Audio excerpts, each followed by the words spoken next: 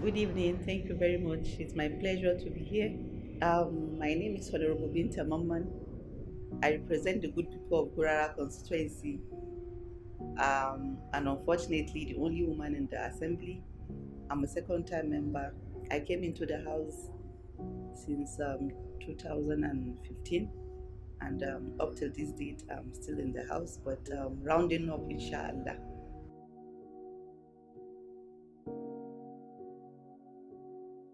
Well, Alhamdulillah, it has been a very challenging experience because being the only woman out of 27, I have other 26 members to, lobby for when it comes to issues that has to do with gender.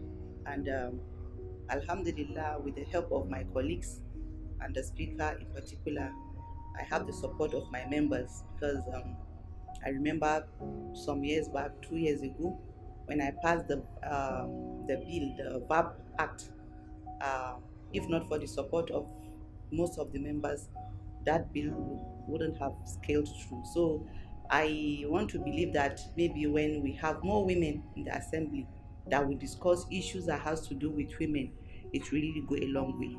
And it's another setback because as it is now, in the next dispensation, I don't foresee any woman in the assembly.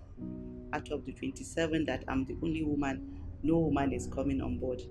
But with this crusade and the pilot of this affairs of Honorable Umar Bago, I want to believe that inshallah, when he comes on board as the governor of the state, that he will look into the affairs of women and really, complement that vacuum that is in the assembly to see how he can bring more women on board into his cabinet. Thank you.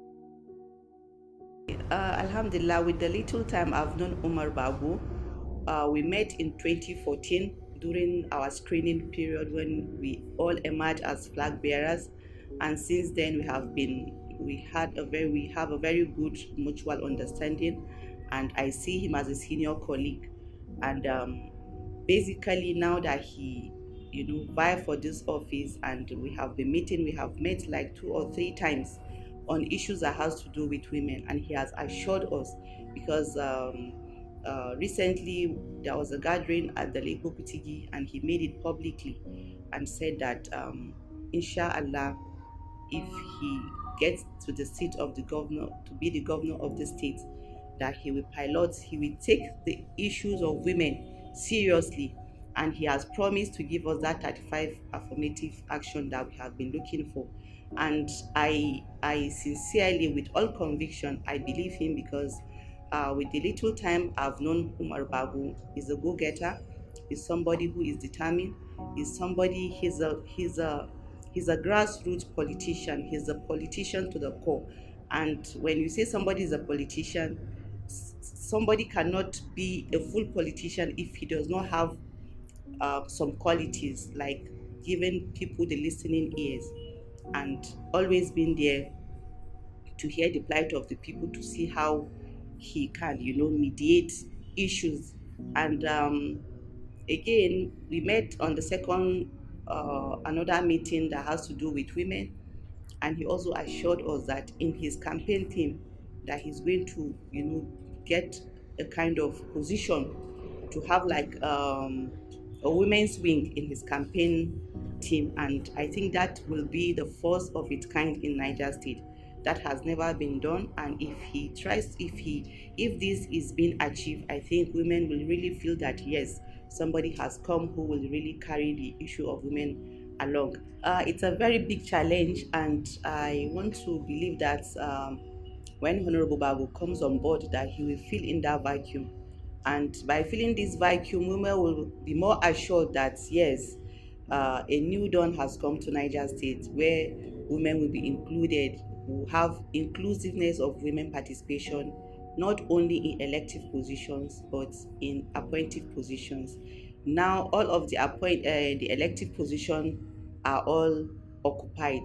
So I want to call on His Excellency, inshallah, to see it as a matter of urgent public importance that women need to be carried along. That 35 affirmative action that he has promised us, that he should try as much as possible to see that that comes to be. Because so far in this administration of His Excellency Alhaji Abubakar Sani Bello, we have only 4 women, and His Excellency has tried. I know the battle we went through even before we could get the 4 female commissioners. So I think this should be a kind of as a rider to Honorable Bago to be able to add more to what we already have on ground. Every woman in Niger State is putting in her best to see that APC comes back on board, and His Excellency Alhaji Umaru Bago becomes the next governor of Niger State. Everyone is participating fully, financially, with all of their strengths. So I want to believe that when he comes on board, he will not disappoint us. And how can we feel that yes, we'll be carried along? Let him fulfill all of the promises he has made. In the past, promises were made, but at the end of it, not all were achieved. And I want to believe that, inshallah, with His Excellency also from the top, Alhaji Ahmed Bola Tinubu, he also have the concern about women, and he wants to bring women into his cabinet to see that women has a place to participate, because we have most of intelligent women across board. If you come to Niger State, we are endowed with very intelligent women, but the atmosphere is not conducive. Sometimes the party struggle for party to be able to nominate you, or for your people to be able to nominate you, you have to go through a lot of stress. So I want him to use this. This is the best time for him to sit down, local government by local government, look inward, check for women that are capable, that will be part of his cabinet, so that when it is time to have a round table, there will be no issue of this woman is not capable, or we don't have somebody to fill in this vacuum. We have them, a lot of them. And I believe that it is based on your participation as a politician or during campaigning that you'll be able to achieve something. Let there be a kind of reward system for women. And I want to also thank all of the women, most especially the association. And I believe that he already know most of these associations, and he knows women that are part and parcel of this struggle. So His Excellency Honorable Alhaji Umaru Bago should not forget the women, carry us along, because we need to be part and parcel of power sharing. We want to be on board. We want to also contribute our own quota based on what God has given to us as women.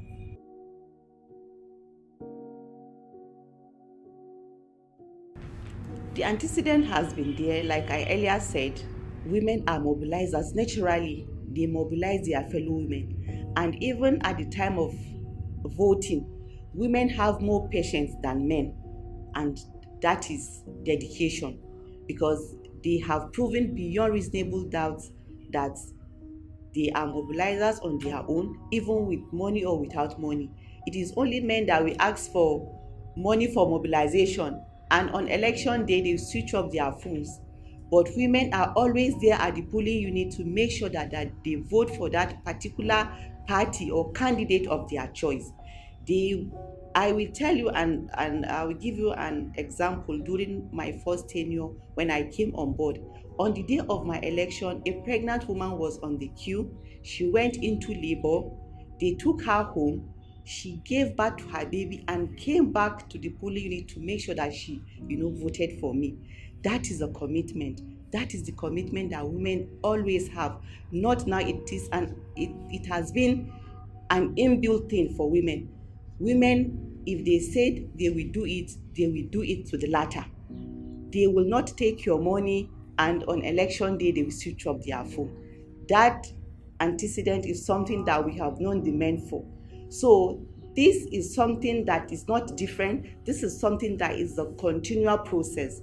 It's a process that has uh, uh, it has been on even before now. So if he's assuring us that we'll get that equal, not particularly me, I don't believe that we need equal right with the men, because God has destined, has already differentiated. We cannot be men and men cannot be women. Everybody has his own position as a human being. But what we want is just give us a space so that we can participate as women, give in our quota, contribute to the society, so that we'll have a better Niger State. Because he alone cannot do it, and Bago alone cannot be everywhere. He needs competent people to support him. As a governor, you have commissioners, you have DGs, you have other parastatals, that you have people that will look into your activities for you, so that you have a very sustainable and a very smooth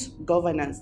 Because if you don't have competent people, no matter the value, the efforts or the zeal you come up with, and you don't have people to support you, it will not go anywhere. So that is the call I'm making to Honorable Umar Bago, that he should give women that space to participate more, give them the sense of belonging, not using them and dumping them, not using women to canvass, not using women to mobilize for vote, and at the end of the day, there will be nothing for them.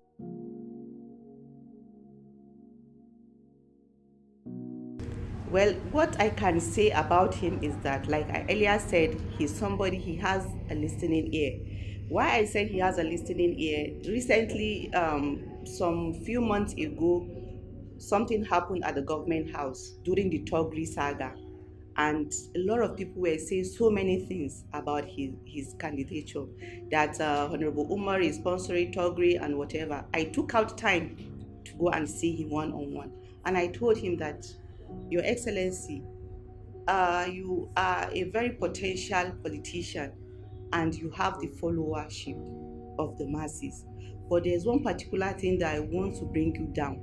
This issue of Togri, you have to do something about it. And immediately he told me that, Binta, inshallah, tomorrow there will be meeting. And that was when he called for a meeting at Lagos Kutigi. And he disassociated himself from these people. And he made it clearly that if there is anybody that has said he is the one sponsoring, let that person come and present himself. And up to this moment, I don't think anybody has said Bago is the one sponsoring me. So it's a kind of political, I will say, propaganda.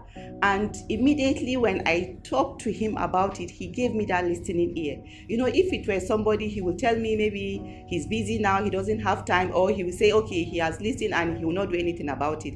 And with that step that he took, it really brought out a lot of change in Niger State, most especially on the issue of Togri. So I will tell you categorically that Bago is somebody who listens, and is somebody who have he has the women and the youth at heart. The zeal is there, you can see it clearly, because if you're not a real politician, you'll not be able to handle so many things. I can see the commitment, I can see the zeal in him, that he really wants to make a change in Niger State. All we need is to give him that support. Give him that support so that he'll be able to achieve, and Niger State will be, a place for all of us to live in peacefully, and more economical activities will come on board. And again, I think we have been talking on how we can we engage in some discussion to see how we can bring up developmental, project into Niger State. Government is a continual process. You cannot say this government has not done well. We came on board in 2015. We made a lot of issues on ground.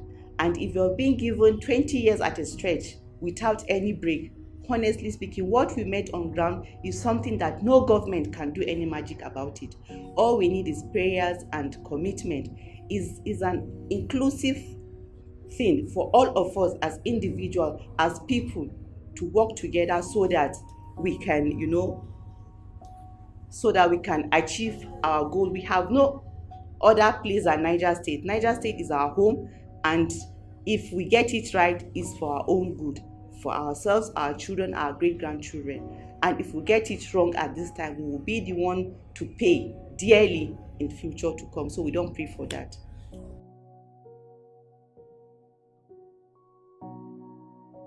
No, those are the experiences I've told you about. I've talked about it, that he gave me a listening ear when the issue of Togri came on board. We also discussed on the issue how we can carry women along, and he has assured us of the 35 affirmative action that he said he will give to women. And he said in his government how he's going to give key positions to women, positions that are seen as if it's a no-go area for any woman. He has assured us that he will give us that position. So my call to my fellow women is to really tighten up our belts, because you cannot get what you have not worked for. We have to really work so that this gentleman that we are looking up to, will work for him. We make sure that inshallah he becomes the governor of Niger State, and then we'll begin to negotiate on the positions that we feel is best and good for women. And also for the youth, the issue of Togri is not part of our culture. Togri is not part of our culture, and that will not earn us any good. This man has come and he has promised to carry the youth along. In his antecedent that we have looked back, he is somebody who has been working to see how he will be able to, improve the lives of the youth. But unfortunately, and very disheartening, is that when you give out support to youth to help them build on their own, they tend to sell what has been given to them as a kind of support. I hope and pray that when such thing comes again, that they will take that advantage and utilize it wisely, and build themselves so that they also can become a better person, better people, and other people also will look up to them as leaders. Because Bago he's also a youth. He has not passed that limit, and he has that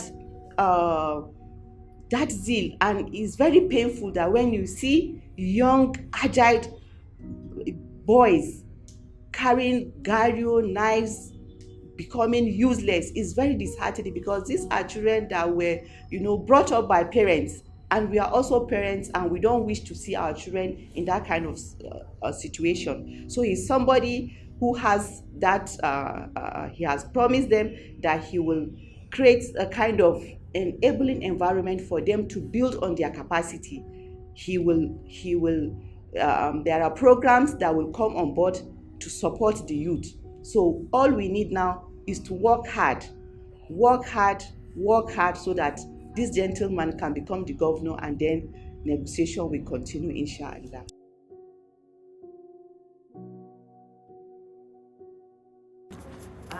This is my first time here to Bago campaign office, and I'm here live at the studio, Bago Campaign Media Center. I'm very, very impressed with what I've seen here. And I was told there's a call center upstairs. Very, very interesting. As a candidate, these are issues that are really, really very important, because the people that are calling are the ones to tell you how it is, how raw it is. They are not the entourage that follows you about to tell you only what you want to hear. These are people that are at the grassroots, and they tell you directly what they want you to do for them. So I want to encourage, most especially the Bago campaign team, to look into this issues that has uh, uh, been brought before us, so that we will carry it seriously and see where the interventions can come in. And I want to pray for this office, that may Allah strengthen you more, may Allah give you the strength to continue to do the good things that you have been doing. And I pray that you grow from strength to strength, inshallah.